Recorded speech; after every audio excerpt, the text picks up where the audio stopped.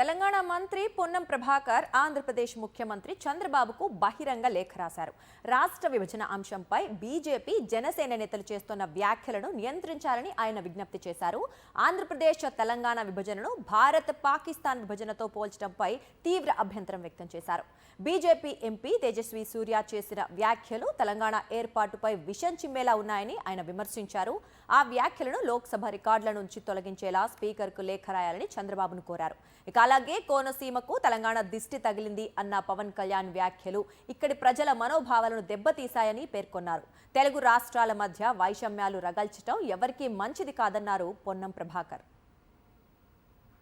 ఆంధ్రప్రదేశ్ ముఖ్యమంత్రి శ్రీ నారా చంద్రబాబు నాయుడు గారికి 75వ జన్మదిన శుభాకాంక్షలు తెలియజేస్తూ ఈ బహిరంగ లేఖ ద్వారా తెలంగాణ ప్రజలకు ఆంధ్రప్రదేశ్ ప్రజలకు కలిగినటువంటి బాధను మీ దృష్టికి తీసుకుని వస్తా ఉన్నాం.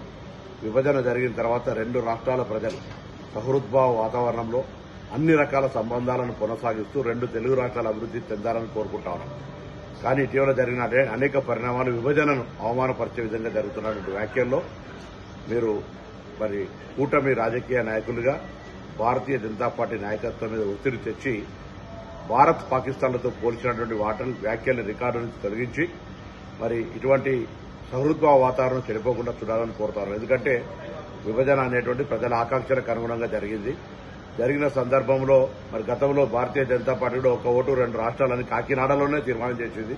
ఇవన్నీ కూడా అనవసరమైన చర్చ. ఇప్పుడు విభజన జరిగి 10 సంవత్సరాలు అయిన తర్వాత కూడా ఇంకా అటువంటి అంశం మీద గెలకడం అనేటువంటిది మనకు మంచిగా. ఇప్పుడు భారతదేశము పాకిస్తాన్, మరి ఆంధ్రప్రదేశ్ తెలంగాణ ఏ రాష్ట్రం భారతదేశము, ఏ రాష్ట్రం పాకిస్తాన్, ఆ విధంగా వ్యాఖ్యలు చేయడం వల్ల ఈ రెండు రాష్ట్రాల ప్రజలకు మంచిది కాదు.